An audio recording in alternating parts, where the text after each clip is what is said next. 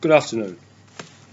Today I'm going to talk about Adam Smith, who was a Scottish philosopher and economist in the 18th century.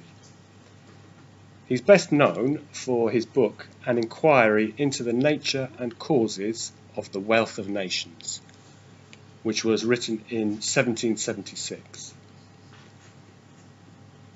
It's considered to be one of the most influential books ever written. Smith transformed our way of thinking about economics and also brought a new understanding of how human society works. First of all, I'd like to give you some background information about the type of economic system that prevailed at the time of Adam Smith.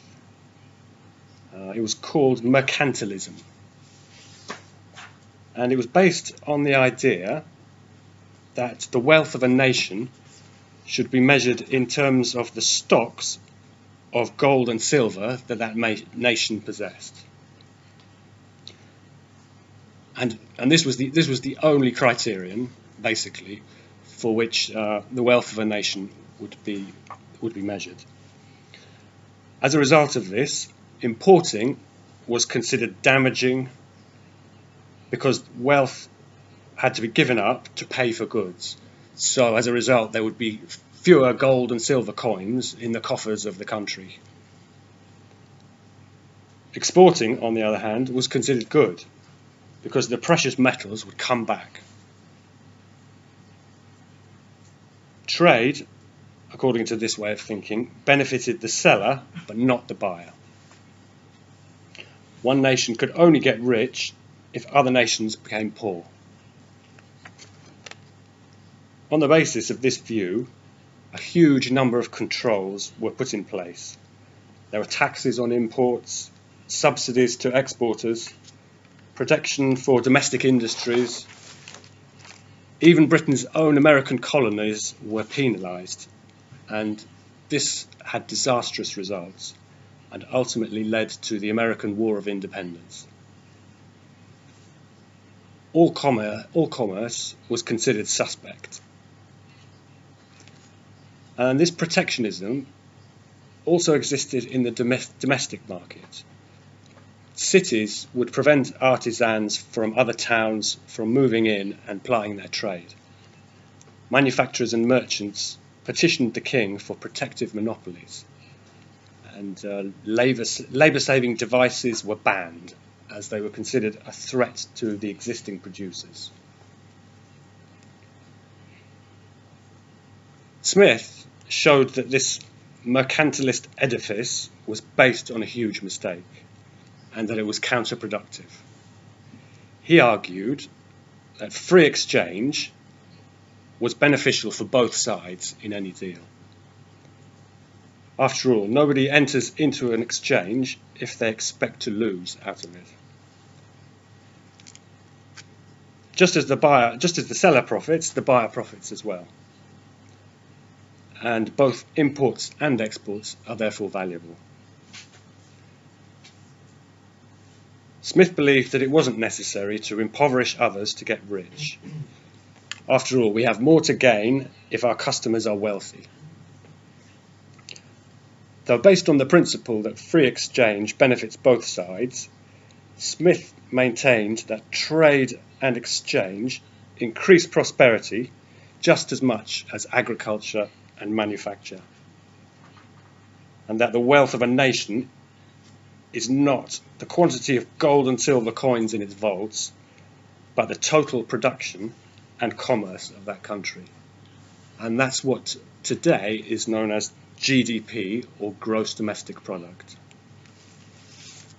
So Smith was the first person really to come up with the idea of gross domestic product. Smith's ideas at the time were completely new, but they were also very powerful. In fact, he blew an intellectual hole in the walls that had been erected around Europe since the 16th century. And the book also led to very practical results. Smith's writing style was very direct Has been described as pungent and challenging, and he has a sardonic wit. He also gave many examples in the book, which made it accessible to practical people, and therefore his ideas were easy to translate into actions.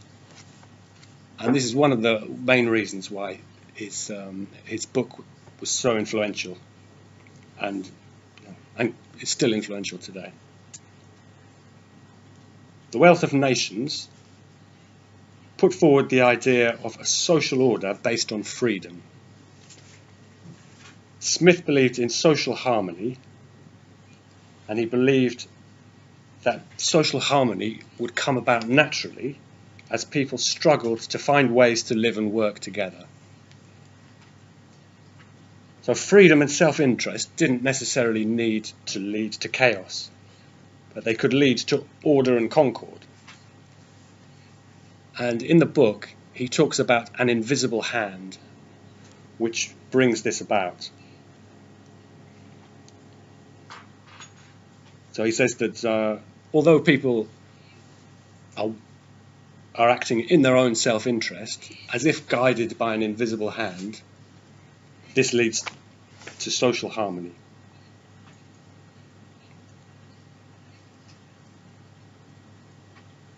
He also believed that it would bring about the most efficient possible use of the resources of a nation.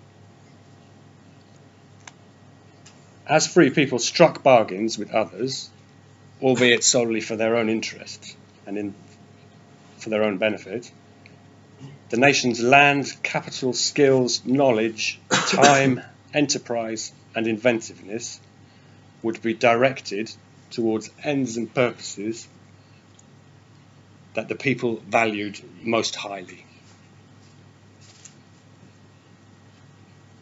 As a result, a prospering social order would develop without the supervision of kings and ministers that was characteristic of the mercantilist system. He believed they would grow naturally as a product of human nature, and they didn't require the rigid regulations of the previous system, or of the system that existed at the time that he lived. However, in order to work, obviously, rules and regulations are required to maintain an open and competitive marketplace and free exchange without coercion. Rules are also needed to maintain openness, and this has been compared to a fire in a fire basket. A fire needs a fire basket to contain it. According to Smith, these rules should be based on justice and morality, and in that way they're very impersonal and general rules, and quite unlike the specific and personal ones of the mercantilist authorities. The Wealth of Nations is not just about economics. It was a groundbreaking treatise on human and social psychology in its time. And it also deals with life, welfare, political institutions, the law, and morality. Some people consider that the Wealth of Nations is an endorsement of dog-eat-dog capitalism. But this certainly isn't the case. Although Smith's ideas about economics are the basis of our modern capitalist system, he also wrote a number of other books about psychology and ethics. And his ideas about psychology and ethics were, in some ways, very different and are not necessarily easy to reconcile with modern capitalism.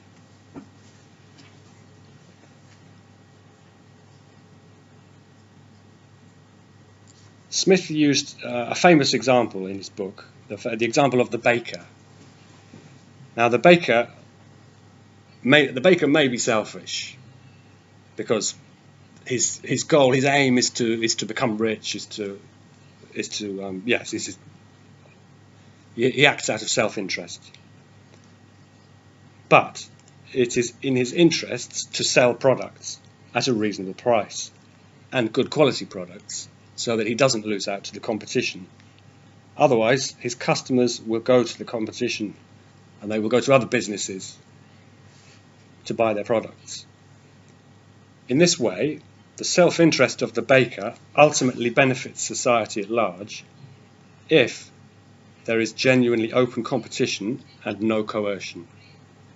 And in this way, self-interest can be a force for good. Thank you.